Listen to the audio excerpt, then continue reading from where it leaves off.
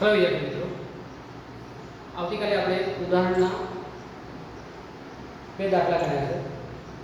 બાકીના જે દાખલાઓ છે ઉદાહરણ 1.4 1.5 તમારે હોમવર્કમાં કરવાના છે. સમજ ના પડે તો તમારે વોટ્સએપ પર અથવા તો યુટ્યુબના કમેન્ટ બોક્સમાં કમેન્ટ કરવાનું. અહીંયા તમે યુટ્યુબ પર કમેન્ટ કરવાનું એટલે કહ્યું હતું કે દરેક જણે કમેન્ટમાં નાઈસ કે એવું લખવાની જરૂર નથી, ફક્ત તમારું નામ લખો તો તમે વિડીયો વોચ કર્યો છે એટલે મને ખબર પડે કે અહીંયા બધા જ વિદ્યાર્થીઓ મારા આ વિડીયોને જોઈ રહ્યા છે. એટલે દરેક જણ આ વિડીયોની અંદર પોતાનું નામ લખશે. તો ભાઈ જે નામ હોય, હુજેબ હોય તો હુજેબ, ગર્લ્સ જે પણ હોય જેનું નામ હોય એ નામ સાથે પોતાનું કમેન્ટ કરશે. ખાલી નામ લખવાનું છે કમેન્ટમાં. તો અહીંયા અટેન્ડન્સ પૂરા છે કે આ વિડીયો તમે લોકોએ વોચ કર્યું છે એટલું મારે જોઈએ. તો શરૂઆત કરીએ.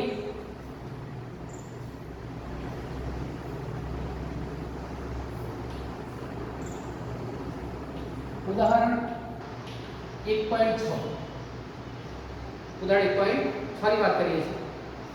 તો એની રકમ અહીંયા લઈએ. L લંબાઈના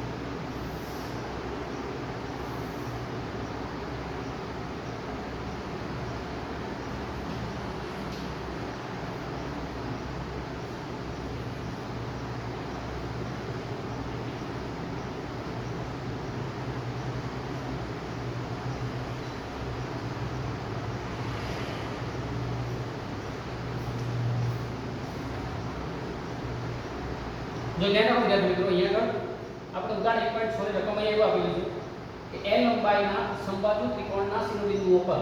તો અહીંયા મારી પાસે આ L લંબાઈનો એક સમબાજુ ત્રિકોણ છે. એના શિરોબિંદુ A, B અને C પર અનુક્રમે Q1, Q2 અને Q3 એ દરેકનું મૂલ્ય Q ને બરાબર છે એવો વિદ્યુતભાર મૂકેલો છે. હવે એનું મધ્ય કેન્દ્ર આપણે કહીએ છીએ કેપિટલ G.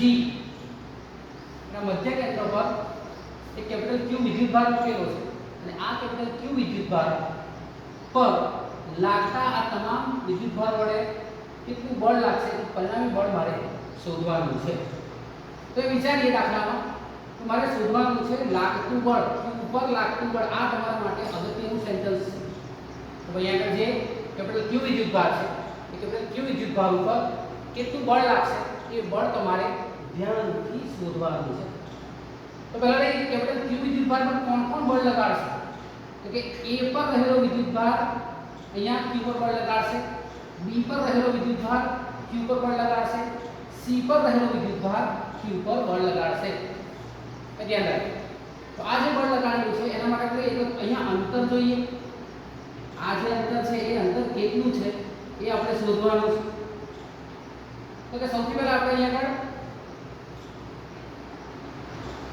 આ અંતર શોધી લઈએ અને પછી એના આધારે આ અંતરોને નક્કી કરીએ કે ભાઈ આ અંતરો કેટલા છે એ ધ્યાન રાખો. તો એ અંતર આપણે નક્કી કરવા માટે સૌથી પહેલા અહીંયા આપણે લઈશું કે આ અંતર કેટલું છે. તો અહીંયા લઈએ આકૃતિમાં ત્રિકોણ ADB, ત્રિકોણ ADB માં ખૂણો D = 90 ડિગ્રી. ખૂણો 90 ડિગ્રી મળે છે. આ સમબાજુ ત્રિકોણ છે એટલે આ જે આખો ખૂણો છે એ ખૂણો 60 ડિગ્રીનો છે. કેટલો છે? 60 ડિગ્રી. મારી પાસે આ બાજુ આખી બાજુ L હતી તો આ લંબાઈ થઈ ગઈ L upon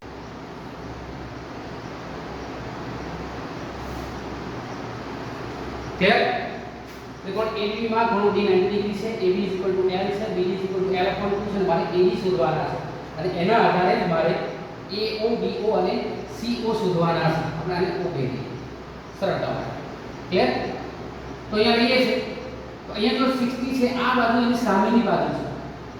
અહીંયા 60 ડિગ્રી આ સામેની બાજુ છે. સામેની બાજુ માટે sin લઈએ તો sin માં શું આવશે તો કે સામેની બાજુ છેદમાં વર્ગ. તો એ sin 60 માટે sin 60 લખો લખી શકાય કે ખૂણો ABD = 60 ડિગ્રી છે. તો sin 60 તો શું આવશે કે AD છેદમાં શું આવશે કે AB, AD છેદમાં AB. therefore sin 60 = AD ની કિંમત તો કે AD મારે શોધવાના છે અને AB મને આપેલા છે સ્મોલ n માટે AD = L sin 60. ફર્સ્ટ ધ્યાન રાખો AD = L sin 60. sin 60 એટલે √3/2 માટે AD મને મળ્યા √3/2 * L. આ ફર્સ્ટ સ્ટેપ પર AD મને મળી ગયો. તો મને અહીંયા આગળ AD મળે છે AD √3/2 * L. ક્લિયર. હવે મારે મેળવવાના છે AO BO CO. હવે AO અહીંયા લાગી અમારે AO અહીંયા લેવાના છે. તો જ્યારે AO ની વાત કરતા હોઈએ ત્યારે AO = 2/3 * AD. આવું સૂત્ર બને. આ જે ત્રિકોણ છે એનું મધ્ય કેન્દ્ર છે એના ત્રણ સમાન વિભાગ 2/3 પાર્ટ એક પાર્ટ જેટલો થાય તો AO = 2/3 AD માટે AO = 2/3 * √3/2 * L. √3 થી કેન્સલ થાય 2 ને કેન્સલ થાય એટલે √3 રહે કઈ જાય માટે AO = √3L. અહીંયા લાગી બરાબર.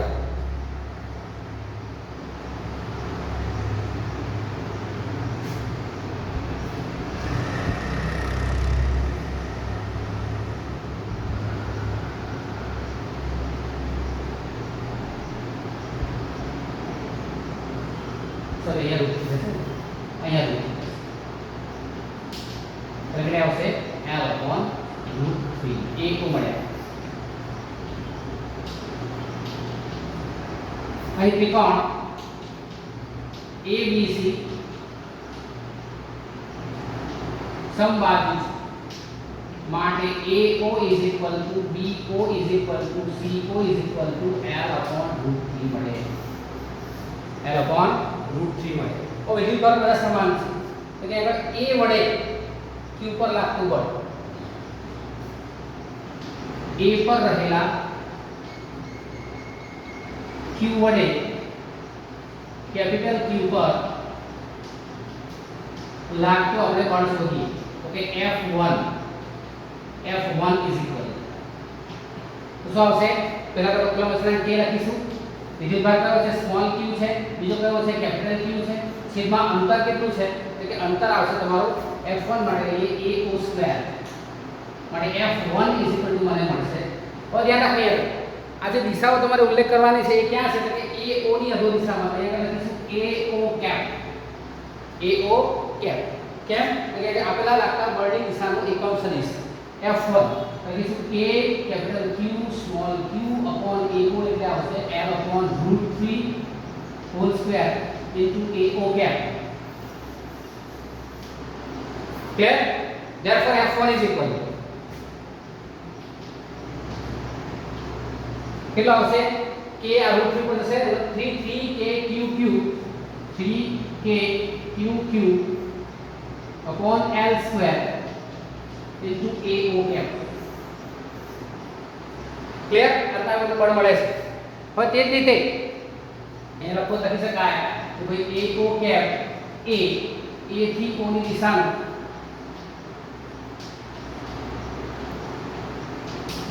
બળનો એકમ સદિશ તે જ રીતે B અને C પર રહેલા B અને C પર રહેલા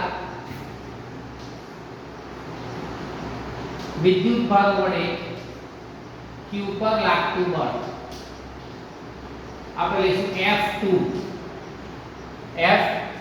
સેમ ટુ સેમ જ આવશે કેમ કે વિદ્યુત ભારો સમાન છે દરેક પર અંતર સરખું છે એટલે સૂત્ર આમાં જ આવશે કે 3k small q capital Q upon L square અહીંયા લખીશું આપણે BO કેપ B થી O તરફ અને F3 is equal to 3k small q capital Q upon L square into CO cap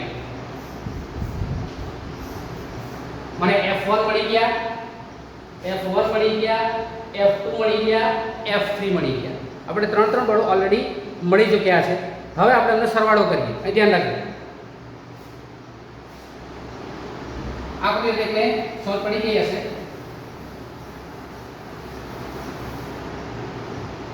માટે O પર રહેલા કેપિટલ Q પર लागतु परिणामी बल F इज इक्वल टू लखीશું આપણે F1 F2 F3 માટે F is equal to F1 કેટલા છે તો સેમ જ છે 3kq L square 3k small q capital Q L square into AO cap plus 3k small q capital Q L square into BO cap plus 3k small q capital Q upon L square into CO cap common ले लेंगे तो आपसे 3k QQ upon L square into AO cap plus BO cap plus CO cap पर જ્યારે એકમ સદિશનો આપણે સરવાળો થતો હોય ત્યારે ધ્યાન રાખવું આગળ દરેક દિશાની જોડ અહીં દરેક દિશાની જોડ વચ્ચેનો જે ખૂણો હતો એ ધ્યાન રાખવું આપણે લેતા હોઈએ આ A આ B આ C અહીંયા આ ખૂણો લેતા હોઈએ જ્યારે આ ખૂણો એટલા આ ખૂણો તો જો આ દિશાઓ પરસ્પર વિરુદ્ધ આવે છે આ દિશામાં લાગતું બળ છે આ દિશામાં લાગતું બળ છે અને આ દિશા લેતા હોઈએ ત્યારે એના પર અહીંયા આવે છે પણ દરેક દિશા સાથે 120 ડિગ્રીનો ખૂણો અહીંયાથી આ રીતના 120 ડિગ્રીનો આ ખૂણો પડતો હોવાથી આ જે જોડ છે એ જોડનો પરિણામી સરવાળો કેવો થઈ જશે 0 થઈ જશે કેવો થઈ જશે 0 થઈ જશે ધ્યાન રાખવાનું છે અહીંયા આગળ દરેક એકમ સદિશની જોડ વચ્ચે 180 ડિગ્રીનો ખૂણો રચાયેલ છે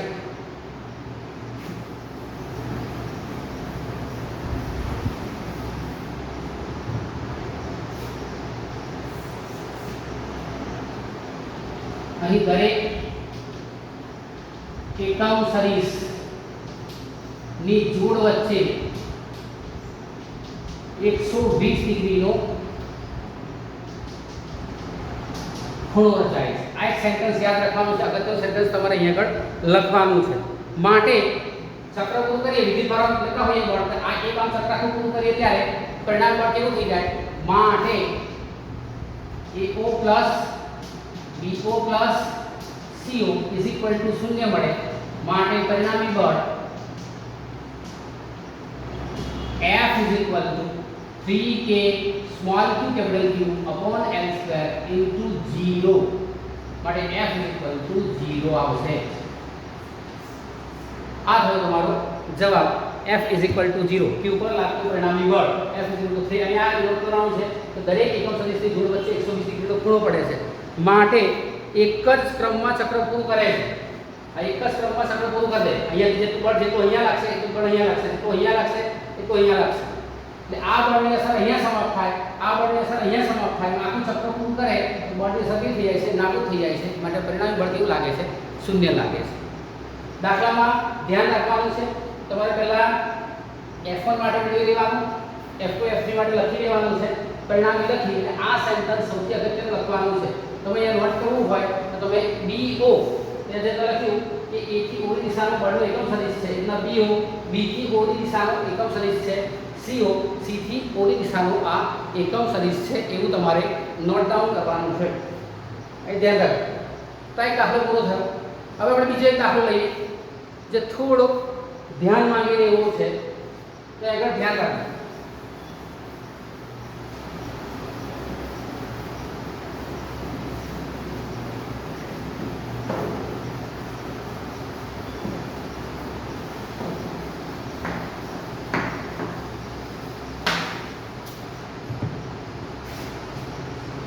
આપણે સ્વાધ્યાયનો દાખલો લઈએ સ્વાધ્યાયનો પહેલો દાખલો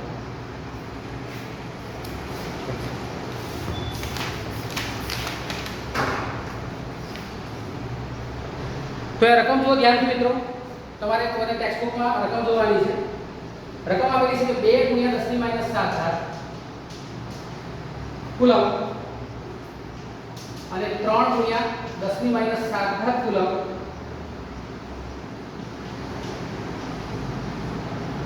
વિદ્યુત ભાર ધરાવતા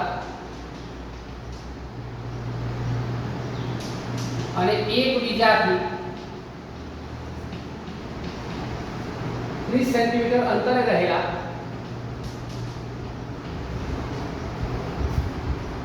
બે વિદ્યુત ભાર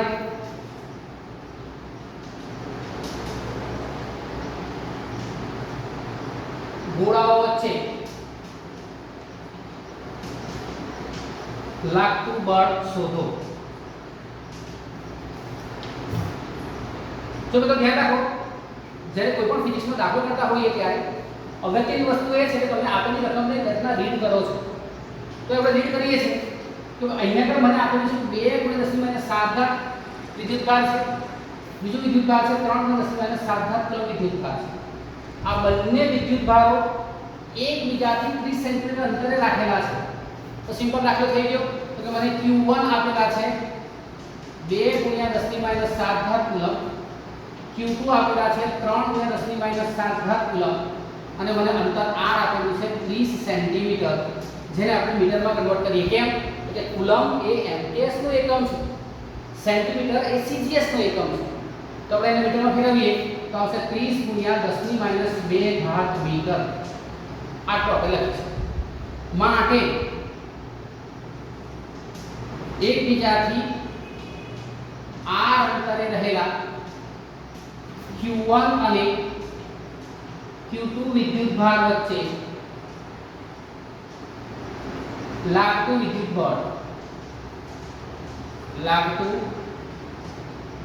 બળ F સૂત્ર લખીએ આપણે K Q1 Q2 r².